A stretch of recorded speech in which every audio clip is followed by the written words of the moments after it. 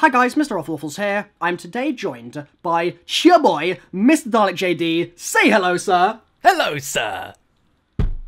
Every time, John. It's gotta be done, man. I like how you call me Chaboy as time. well. Not ya boy, it's Chaboy. Chaboy. So, today we're going to be talking about World War II Zombies, specifically because of the fact that, so far, there has been an absurdly small amount of hype building since the trailer. Like, it's just been empty, it's been barren, and John and I are going to fix that, or at least try and start some discussion at least, because it's less than a month away now.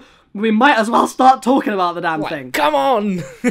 Right, yeah, like, give us something, please. Just anything would be nice. The tiniest thing. We just need something to work with here. Come on! Yeah, for real. So, I think that we'll basically just have a bit of an informal chat, and also, important note, is we've done another one of these videos on John's channel, and John's video is focusing on, essentially, things that really could make World War II Zombies a glowing success, really just an amazing product for us all to play for hopefully years to come. My video, this one, is going to be on potential things that Sledgehammer need to avoid, because if they don't, it could ruin the mode.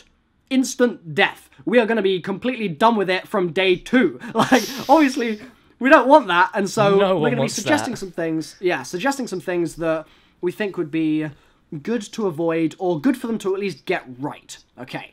Where do we begin? One thing that was really interesting last year, and some of you guys might be a bit like, what the hell? He's going to this first of all. These are in no particular order, okay? One of the things last year that I thought pretty much sort of stuck the dagger between the ribs of Infinite Warfare Zombies was the length of the Easter egg in Rave in the Redwoods. Yes. Okay? Rave came out, and, I mean, you can speak to this as well, John. Obviously, when a DLC comes out, as YouTubers, we are basically ready to set the entire week aside to just smash content. Like, fully make everything we possibly can. Like, we set time aside, we go on grocery, food shops, like, we set ourselves, so, like, we're basically... We're in this for the long haul. Like, we're sat in our chairs, constantly trying to find this. No spreadsheets, nothing of that sort. And, yeah, Rave in the Redwoods comes along, and within 2 to 3 hours of its release, there's people in the boss fight already, and it was completed within 4 or 5 hours. Now, speaking to the developers and seeing their, like, mindset behind why they did that, they said that they looked at Spaceland, and as an entry-level map, they thought it was a little too difficult for you to get basically through that Easter egg, so they wanted to make it easier. Right. But in that sense, making it easier actually really dampened and really just...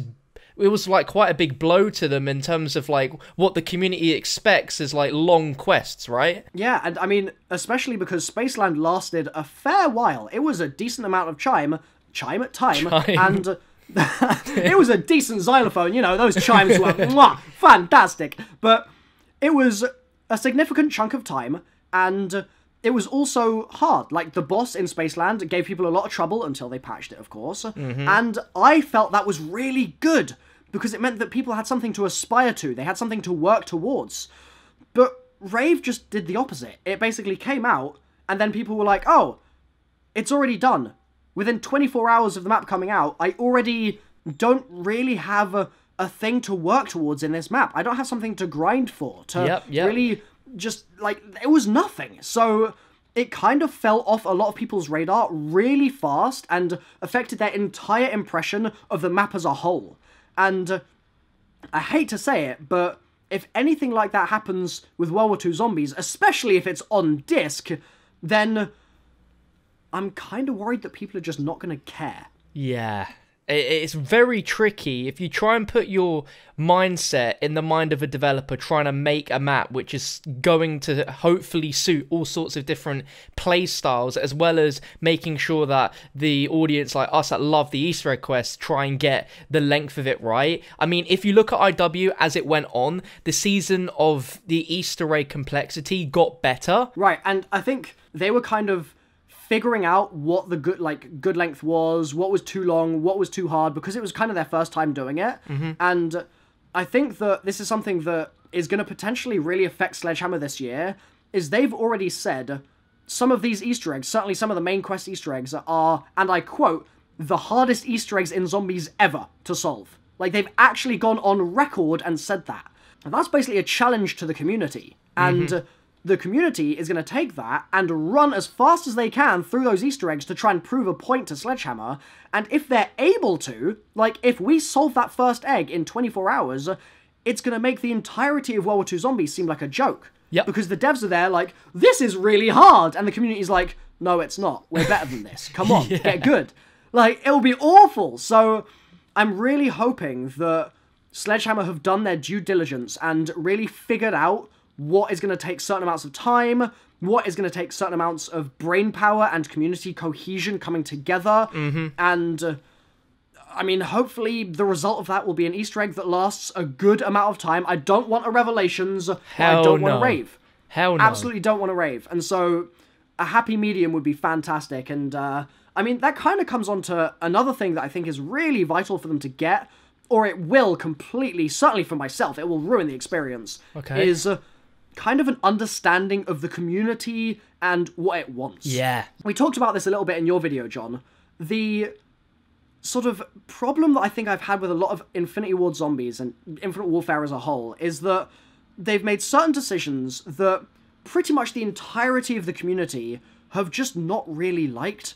And an example of that would be the lack of focus on the story in Spaceland. What were they thinking? Yeah. It's just not really present, and so much of the community was alienated by that. No pun intended. Yep. Because they... I like that. like, myself and all of my viewers, you guys, and a significant chunk of the rest of the community love storylines in zombies. And when they released a map like Spaceland and there just really wasn't anything like that, it was a bit of a shock.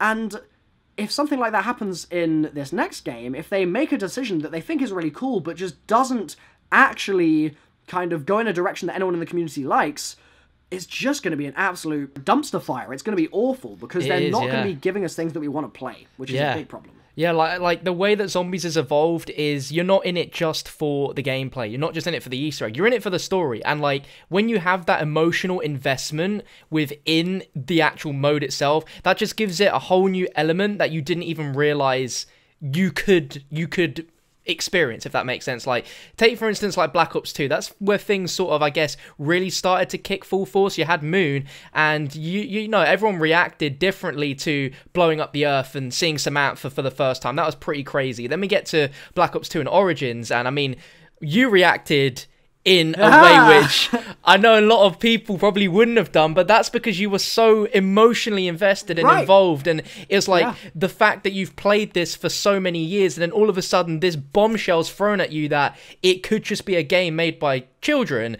It's like, that's the sort of thing. And I think Treyarch really tried to hone that in with Black Ops 3, and I think they did a pretty good job where you felt emotionally invested. You loved the characters, you loved that story, and like Sledgehammer there, they've got the sort of they're trying to basically set the scene for us with this first map, and things are looking promising. I just hope that they understand what they're going to be taking on when it comes to understanding that we really want an in-depth story. I mean, they've not really said too much, but I'm pretty sure Glenn has said that this is like a pretty in-depth story that they're trying to be working on here. And the only thing we can really look back at is Exo Zombies, which wasn't quite their work, but still, when you look at that was a bit of a messy story, let's be fair. So I mean, I think in fairness, Exo Zombies did some things right in terms of the story, but it clearly wasn't Treyarch, right? And I think that another kind of part of the problem with the entire thing is that if they just try and do a story that like fits the Treyarch formula, I don't think it's really going to work. No. Like, they need to somehow do something new, but also kind of pull inspiration from the style that Treyarch use in order to grip us in the same way, but with obviously this completely new universe now. Like, it's kind of one of the problems with Zombies just in general when it's a yearly thing, is that Treyarch are the kings and queens. They are the rulers of that mode. Yeah. And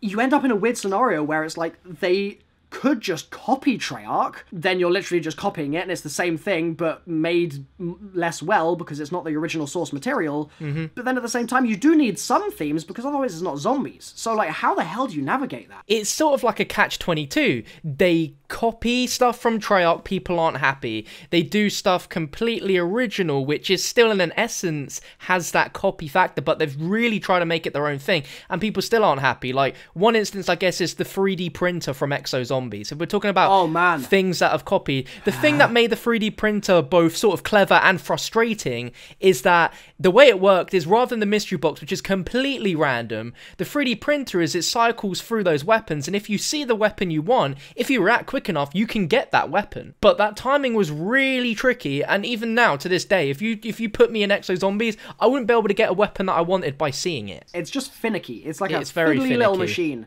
Similar to the 3D printer, in Zombies, you also had the Pack-a-Punch, which they kind of copied because it's an upgrade machine. Yeah. But at the same time, I mean, let's just talk about the Pack-a-Punch in Zombies for a minute, right? Oh, man. What were they thinking? Oh, man. I made a video at the time, and I remember saying is that the Pack-a-Punch in regular Zombies is fantastic because I go up to the Pack-a-Punch machine on, let's say, Doriz. I put in my FG42, I put in my Type 100, I put in my trench gun, and the thing that I get out at the end makes me feel like a god. It's amazing. That transformation, the look, the sound, the power, the rate of fire, the visual like animation of the bullet muzzle flash with all that purple light coming out, it's just fantastic. And you compare that to the freaking upgrade machine that had 20 levels plus a freaking 25th, and it was awful because it took away the feeling of being a god.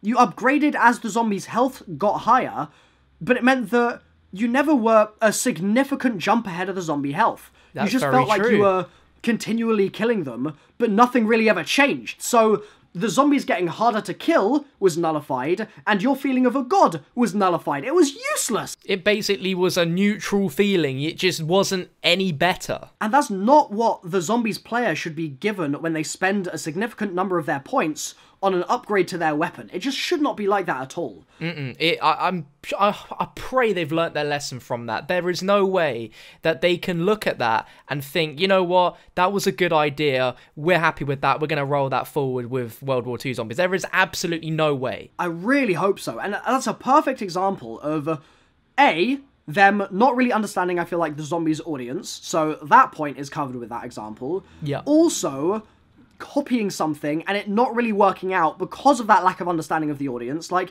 they took a feature that they saw that was really cool and then tried to do their own thing. And yes, I get it, they were trying to innovate, but I feel like they just missed the mark completely. And then beyond that as well, it's the freaking Pack-a-Punch of all the things they could have messed up. How can you get Pack-a-Punch wrong? It's simple. You put a gun and you upgrade it and it's a better version and it will kill more. It's got more ammo. It's stronger. That's all it needs. But no, they were like, you know what? Let's do 20 upgrades. Let's have these pretty silly camos on top of it as well. Incremental upgrades that no one really thinks is a very valuable thing to, like, you never go to that machine and go, I'm going to upgrade my gun once. I'm going to be able to kill everything now. You just don't think that.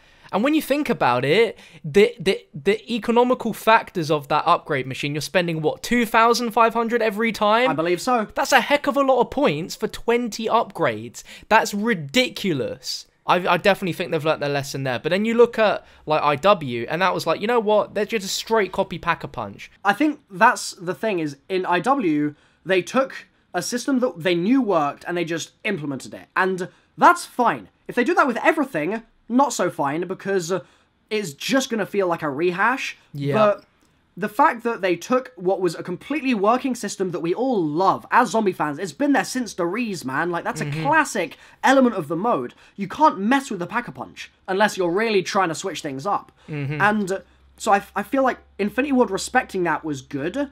I liked the fact that they also kind of played with the double upgrade idea. I thought that was a cool thing that they did. Yeah, rather than just one upgraded variant, it's like, you know what, you do this little quest, you can have it stronger. And you get a new camo, and it's nice. It's a neat little addition to the game. It almost acts like its own mini Easter egg. Yeah. But it's a question right now of, are Sledgehammer gonna understand those kinds of things where it's like old concepts they need to bring into the like present day, like the Pack-a-Punch, like the perk machines, like Gobblegums, all those sorts of things. Features that have been around for a little while, obviously varying lengths of time for each of those, but that are pretty much at this point integral to the mode. Are they going to directly copy them? Are they going to try and put their own spin on them? And is the spin going to actually be a good design decision or a mess? I mean, you were talking the other day about the fact that the point system is going to be altered a little bit in this as well. And yeah.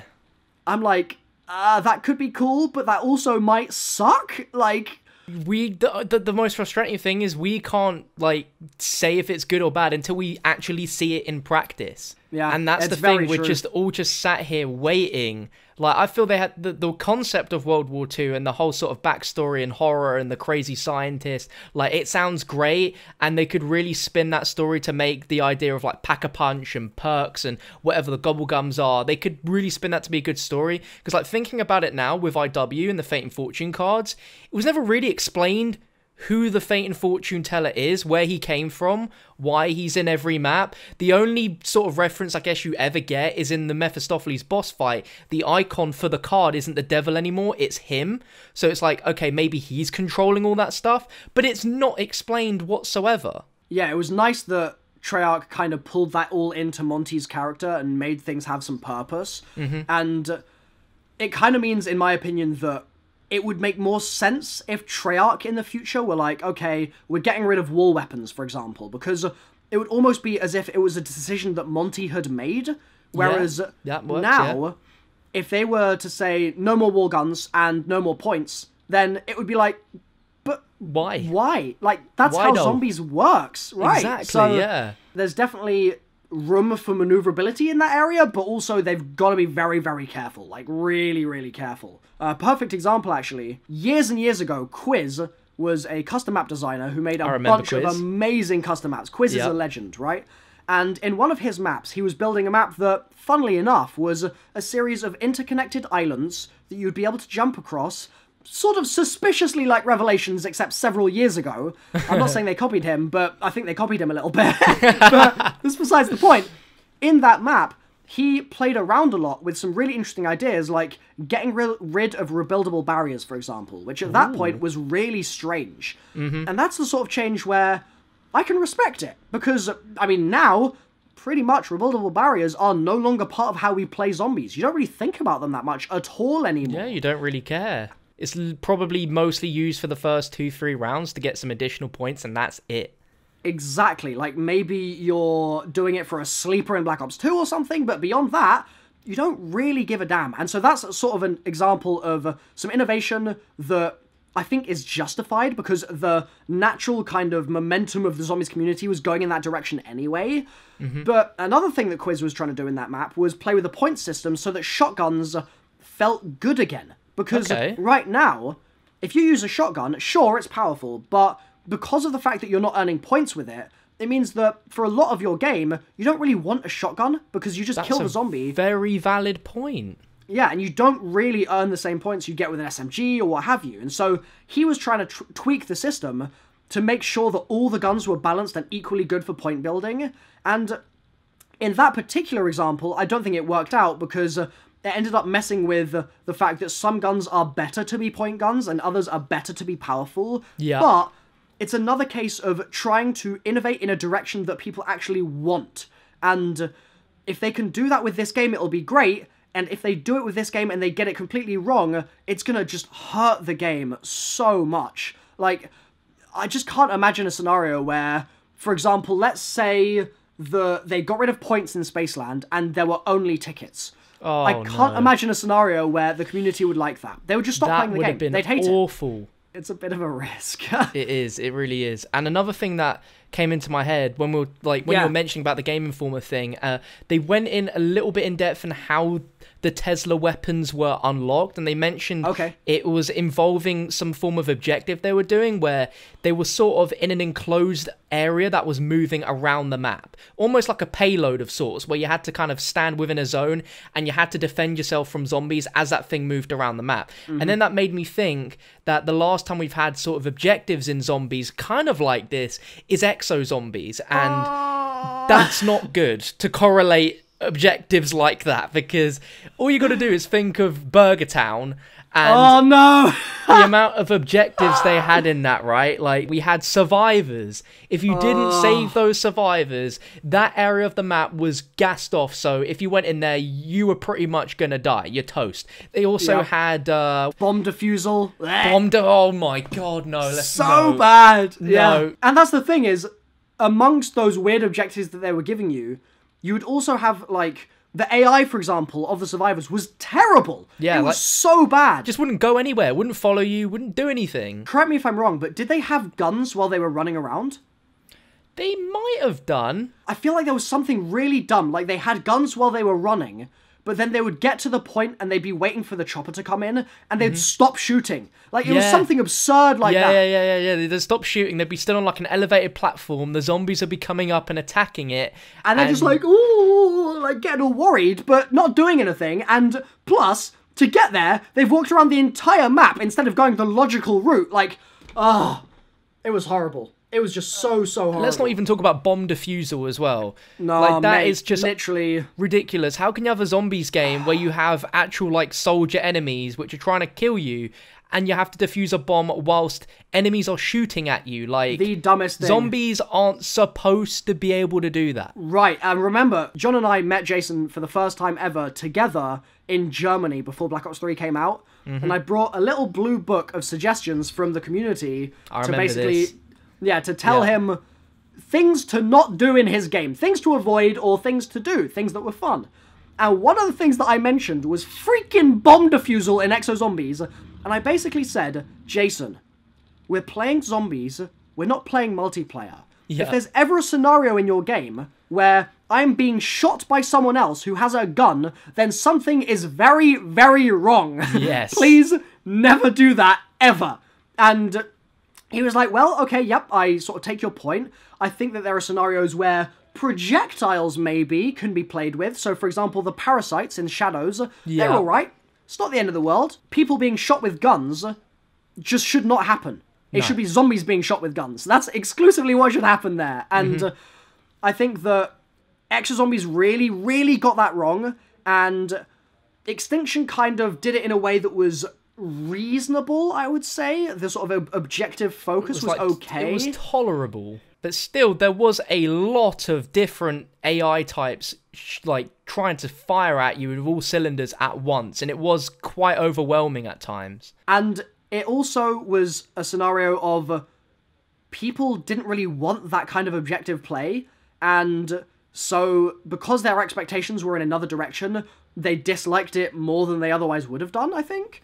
And it's sort of worrying me a little bit about this game that if they go mega objective heavy, then people, because they're not expecting it, are going to kind of be turned off a little bit and go, well, I'm not here to play Extinction. I'm here to play a goddamn game of zombies. I want to shoot zombies, and that's pretty much it. Maybe do an Easter egg, maybe a small Easter egg, but not like an objective every 10 steps to open a door. And another thing to add on top of that as well is when we think about all these objectives, and particularly Exo Zombies, I mean, we're not trying to literally trash Exo Zombies, but there's just so many examples we can pick out on things which were definitely not good decisions. And it's when you do these objectives, say for instance you do save that survivor or you do defuse that bomb, you don't get rewarded in any real way for doing it. Like, you defuse the bomb, and what happens? The bomb's defused. That's it. That's literally it. You save the survivor. I think you might get like maybe a drop, like a double points or something. Yeah. It's just disgusting. Not rewarding the player in a massive way for doing it. Like, if we have to go out of our way of the traditional gameplay to do something, we should be rewarded nicely for that. Custom Zombies seems to really get this right. Like, you can sometimes go and do stuff, and you might get given like a pack-a-punch gun from out of random, just a gun just appear. If any developers feel the need to add objectives into Zombies, not only do they need to get the balance right of it not being an absolute chore and making the map just horrible to play, but it needs to reward the player. Yeah, for sure. I'm gonna have to wrap this up right now because my camera's about to die. But oh boy. Guys, if you agree with this or disagree with this, let us know in the comments down below. I've been MrRoflWaffles. This has been Mr. JD. Leave a like if you have enjoyed, and go and check out John's video, linked in the description down below. Go do that. At some point, this video is going to cut out and the video is going to end, but I'm going to point down until you go click John's video. Thanks for watching, like I've said. And, John, it's always a pleasure to chat. Thanks for taking the time, and let's do this again soon. Let's definitely do it. Thank you for having me on, mate. Absolutely, mate. Talk to you soon. Bye. Hey. Hey.